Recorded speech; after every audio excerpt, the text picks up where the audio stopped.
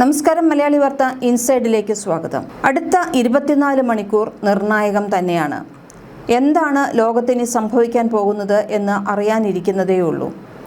പക്ഷേ ഇപ്പോൾ ഉയരുന്നൊരു ചോദ്യം, എന്തുകൊണ്ടാണ് US ഇറാനെ ആക്രമിച്ചത് എന്നാണ്. എന്തുകൊണ്ട് അങ്ങനൊരു ആക്രമണം നടന്നു? ഇത് ഇനി മൂന്നാം ലോക മഹായുദ്ധത്തിലേക്ക് എത്തി നിൽക്കുമോ? ഒരാൾ അയയുകയാണെങ്കിൽ മറ്റാൾ മുറുകുന്നു. അമേരിക്ക അയഞ്ഞാൽ ഇറാൻ മുറുകും, ഇറാൻ അയഞ്ഞു കഴിഞ്ഞാൽ അമേരിക്ക മുറുകുന്നു. ഈ ഒരു അവസ്ഥയിൽ എന്താണ് ഇനി സംഭവിക്കാൻ പോകുന്നത്? ഇപ്പോൾ ചർച്ചാ മേശയിലേക്ക് ഇരുപുറവും ഇരിക്കാൻ ഇറാൻ തയ്യാറല്ല. ഇതിനു മുൻപത്തെ ചർച്ച ഇറാനും അമേരിക്കയും എല്ലാം അടുത്തടുത്ത സീറ്റുകളിൽ വന്നു. പക്ഷേ ചർച്ച എങ്ങും എത്താതെ പിരിയേണ്ടി വന്നു. ഇന്ന് ചർച്ചാ മേശയിൽ അമേരിക്കയുണ്ട്, പക്ഷേ ഇറാനില്ല. ഇനി എന്ത് സംഭവിക്കും? അടുത്ത 24 മണിക്കൂർ പശ്ചിമേഷ്യയെ സംബന്ധിച്ചിടത്തോളം അതീവ നിർണായകം തന്നെയാണ്. ആഗോള സമ്പദ് വ്യവസ്ഥയെയും പശ്ചിമേഷ്യൻ സുരക്ഷയെയും മുൾമുനയിൽ നിർത്തി അമേരിക്കയും ഇറാനും തമ്മിലുള്ള സമാധാന ചർച്ചകൾ കടുത്ത പ്രതിസന്ധിയിലേക്ക്. പാകിസ്ഥാൻ തലസ്ഥാനമായ ഇസ്ലാമാബാദിൽ ഇന്ന് നടക്കേണ്ട ഉച്ചകോടിയിൽ ഇറാൻ പങ്കെടുക്കില്ല എന്ന സൂചനകൾ പുറത്തുവന്നതോടെ മേഖലയിൽ യുദ്ധഭീതി വീണ്ടും ശക്തമായിരിക്കുകയാണ്.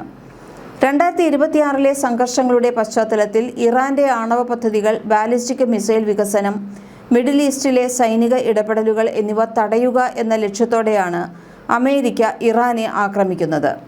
ഇസ്രയേലുമായി ചേർന്നുള്ള ഈ ആക്രമണം ഇറാന്റെ സൈനിക കേന്ദ്രങ്ങളെയും നേതൃത്വത്തെയും ലക്ഷ്യമാക്കിയിട്ടുള്ളതായിരുന്നു. കൂടാതെ ഹോർമുസ് കടലിടുക്കിലെ കപ്പൽ ഗതാഗതത്തിന് ഇറാൻ തടസ്സം നിൽക്കുന്നതും മേഖലയിലെ US താവളങ്ങൾക്ക് നേരെയുള്ള ഭീഷണിയുമാണ് സൈനിക നടപടിക്ക് കാരണമായത്.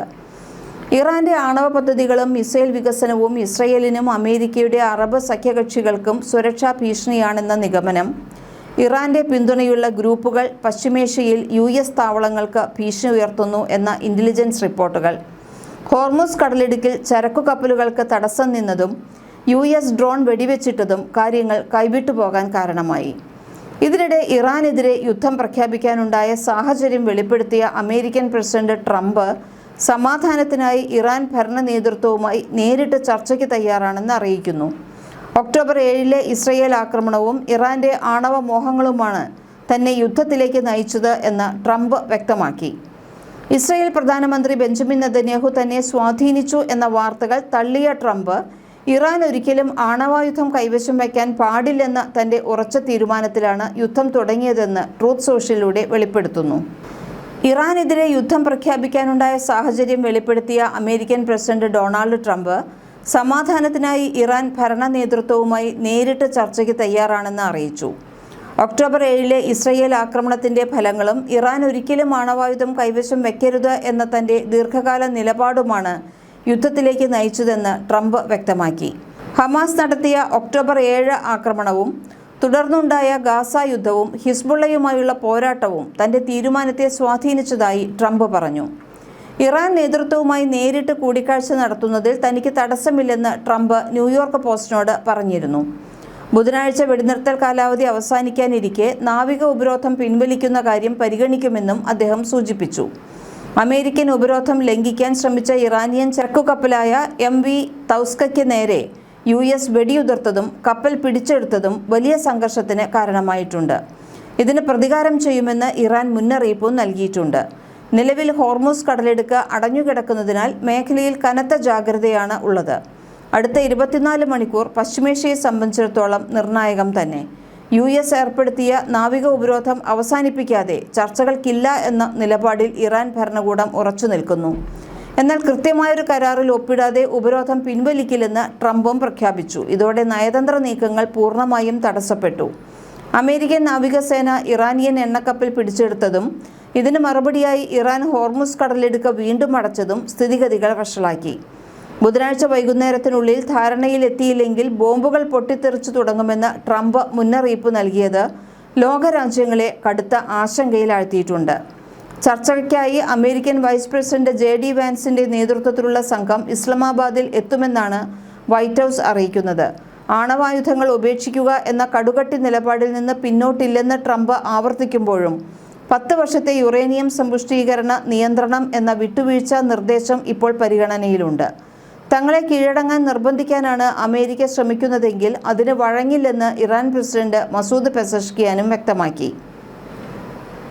നിലവിൽ ഹോർമൂസ് കടലിടുക്ക് അടഞ്ഞുകിടക്കുന്നതിനാൽ ആഗോള വിപണിയിൽ എണ്ണവില കുതിച്ചുയരുകയാണ്. വെടിനിർത്തൽ ലംഘനത്തിന് തിരിച്ചടി നൽകുമെന്ന് പ്രഖ്യാപിച്ച ഇറാൻ യുദ്ധത്തിന് സജ്ജമാണെന്ന് അറിയിച്ചതോടെ മേഖലയിൽ യുദ്ധഭീതി ശക്തമായിരിക്കുന്നു. ഈ സംഘർഷം ആഗോള സമ്പദ് വ്യവസ്ഥയെയും എണ്ണവിലയെയും സാരമായി ബാധിക്കുമെന്ന് തന്നെയാണ് ആശങ്ക.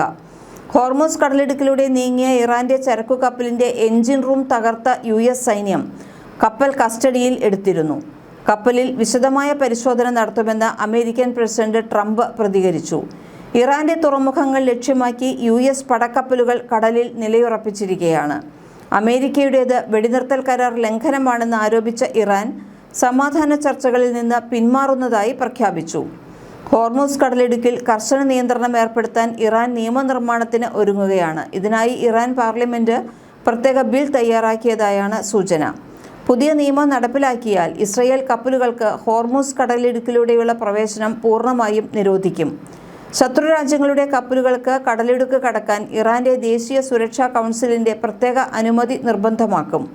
ഇറാനെ ആക്രമിച്ച രാജ്യങ്ങളിൽ നിന്ന് അർഹമായ നഷ്ടപരിഹാരം ലഭിക്കുന്നതുവരെ അവരുടെ കപ്പലുകൾ കടത്തിവിടില്ല. സംഘർഷം ലഘൂകരിക്കാനായി പാക് പ്രധാനമന്ത്രി ഷഹബാസ് ഷെരീഫ് ഇറാൻ പ്രസിഡന്റുമായി ഫോണിൽ സംസാരിച്ചു. മേഖലയിൽ സമാധാനം പുനഃസ്ഥാപിക്കാൻ വിശ്വസ്തനായ മധ്യസ്ഥനായി പാകിസ്ഥാൻ പ്രവർത്തിക്കുമെന്ന് അദ്ദേഹം ഉറപ്പു നൽകി. ചർച്ചകളിലൂടെ പ്രശ്നം പരിഹരിക്കണം എന്നാണ് പാകിസ്ഥാന്റെ ഒരു നിലപാട്. ലോകത്തെ ഏറ്റവും പ്രധാനപ്പെട്ട ഇന്ധനപാതയായ ഹോർമൂസ് കടലിടുക്കിലെ സംഘർഷം ആഗോള സമ്പദ് വ്യവസ്ഥയെ ബാധിക്കുമെന്ന ഭീതി ശക്തമാണ്. അന്താരാഷ്ട്ര വിപണിയിൽ ക്രൂഡ് ഓയിൽ വില കുതിച്ചുയരാനും ചരക്ക് ഗതാഗതം തടസ്സപ്പെടാനും ഇത് കാരണമാകും. യുദ്ധം പുനരാരംഭിച്ചാൽ അത് ആഗോള വിപണികളെ കടുത്ത പ്രതിസന്ധിയിലേക്ക് തള്ളിവിടുമെന്ന് സാമ്പത്തിക വിദഗ്ധർ മുന്നറിയിപ്പ് നൽകുന്നു. ആണവ പദ്ധതിയും മിസൈൽ ഭീഷണികളും സംബന്ധിച്ച തങ്ങളുടെ ആവശ്യങ്ങൾ നിറവേറ്റാൻ ഇറാൻ വിസമ്മതിച്ചുവെന്ന് പറഞ്ഞതിനാലാണ് അമേരിക്ക ഇറാനെ ആക്രമിച്ചതെന്ന് പറയുന്നു. ഫെബ്രുവരി 27-ന് ഓപ്പറേഷൻ എപ്പിക് ഫ്യൂറി എന്ന പേരിൽ അമേരിക്ക ഇറാനെതിരെ വലിയ തോതിലുള്ള സൈനിക നടപടിയാണ് ആരംഭിച്ചത്. ആണവ കരാർ അന്തിമമാക്കാൻ പ്രസിഡന്റ് ട്രംപ് ടെഹ്റാനോട് 10 ദിവസത്തെ സമയം നൽകിയിരുന്നു. ഇറാൻ അത് പാലിച്ചില്ലെങ്കിൽ അനന്തരഫലങ്ങൾ ഉണ്ടാകുമെന്ന് മുന്നറിയിപ്പ് നൽകുകയും ചെയ്തു. ഇതിനുശേഷമാണ് ആക്രമണം ഉണ്ടായത്. പരമോന്നത നേതാവ് ആയത്തുള്ള അലി ഖമനേയുടെ ഓഫീസിന് സമീപമുള്ള പ്രദേശങ്ങൾ ഉൾപ്പെടെയുള്ള ഇറാനിയൻ സൈനിക കേന്ദ്രങ്ങളെയാണ് ആക്രമണങ്ങൾ ലക്ഷ്യമിട്ടത്. പ്രതികരണമായി ഗൾഫിലുടനീളമുള്ള US-നും സഖ്യകക്ഷികൾക്കും നേരെ ഇറാൻ മിസൈൽ ആക്രമണം നടത്തിയതും നമ്മൾ കണ്ടു. ഇസ്രയേലിലും ഗൾഫ് രാജ്യങ്ങളിലും ഈ സംഘർഷം രൂക്ഷമാകുകയും വിശാലമായ പ്രാദേശിക ആഗോള സംഘർഷത്തെക്കുറിച്ചുള്ള ഭയം ഉയർത്തുകയും ചെയ്തു. അമേരിക്കയും ഇസ്രയേലും ആദ്യമായി ആക്രമണം നടത്തിയപ്പോൾ അവർ ലക്ഷ്യമിട്ടത് ഇറാന്റെ മിസൈൽ ഇൻഫ്രാസ്ട്രക്ചർ, സൈനിക കേന്ദ്രങ്ങൾ, തലസ്ഥാനമായ ടെഹ്റാനിലും രാജ്യത്തുടനീളവുമുള്ള നേതൃത്വത്തെയുമായിരുന്നു. 1989 മുതൽ ഇറാന്റെ നേതൃത്വം വഹിച്ചിരുന്ന ഇറാന്റെ പരമോന്നത നേതാവായ ആയത്തുള്ള അലി ഖമനേയി ആദ്യ ആക്രമണത്തിനിടെ കൊല്ലപ്പെടുകയും ചെയ്തു. ശക്തമായ ഇസ്ലാമിക് റവല്യൂഷണറി ഗാർഡ് കോർപ്സിലെ ഡസൻ കണക്കിന് മുതിർന്ന ഉദ്യോഗസ്ഥരും കൊല്ലപ്പെട്ടു. മാർച്ച് 8-ന് ഖമനേയിയുടെ മകൻ മൊജ്തബ ഖമനേയിയെ അദ്ദേഹത്തിന്റെ പിൻഗാമിയായി നാമകരണം ചെയ്തു. കൊല്ലപ്പെട്ട മറ്റ് ഉന്നത ഇറാനിയൻ ഉദ്യോഗസ്ഥർ സുരക്ഷാ മേധാവി അലി ലാരിജാനി, ഇന്റലിജൻസ് മന്ത്രി ഇസ്മായിൽ ഖത്തീബ്, അർദ്ധ സൈനിക വിഭാഗമായ ബാസിജ് സേനയുടെ തലവൻ ഖോലം റേസ സുലൈമാനി എന്നിവരും ഉൾപ്പെടുന്നു. വ്യോമാക്രമണത്തിൽ അവരെ ലക്ഷ്യമിട്ടാണ് ഇസ്രയേൽ അവകാശപ്പെടുന്നത്. അമേരിക്കയുടെയും ഇസ്രയേലിൻ്റെയും ആക്രമണങ്ങളെ പ്രകോപനമില്ലാതെ നിയമവിരുദ്ധം എന്ന് ഇറാൻ വിശേഷിപ്പിക്കുകയും പ്രതികരണമായി വ്യാപകമായ മിസൈൽ ഡ്രോൺ ആക്രമണങ്ങൾ നടത്തുകയും ചെയ്തു. US-ഇസ്രയേൽ ആക്രമണങ്ങൾക്ക് ഇറാനിൽ നിന്ന് കനത്ത തിരിച്ചടിയാണ് ഉണ്ടായത്. മിഡിൽ ഈസ്റ്റിലെ US താവളങ്ങൾക്കും സഖ്യകക്ഷി രാജ്യങ്ങൾക്കും നേരെ മിസൈലുകൾ തൊടുത്തുവിട്ടു. ഒന്നിലധികം രാജ്യങ്ങൾക്ക് മിസൈൽ മുന്നറിയിപ്പുകളും വ്യോമാതിർത്തി അടച്ചുപൂട്ടലും അനുഭവപ്പെട്ടു.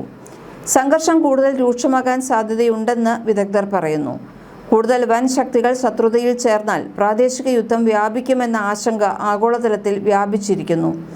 പരമാധികാര രാഷ്ട്രങ്ങൾക്കെതിരായ ആക്രമണങ്ങൾ, നിരവധി സൈന്യങ്ങളുടെ ഇടപെടൽ, വർദ്ധിച്ചുവരുന്ന പിരിമുറുക്കങ്ങൾ എന്നിവയെല്ലാം മറ്റു രാജ്യങ്ങളെ ആകർഷിക്കുമെന്ന് വിശകലന വിദഗ്ധർ മുന്നറിയിപ്പ് നൽകുന്നു.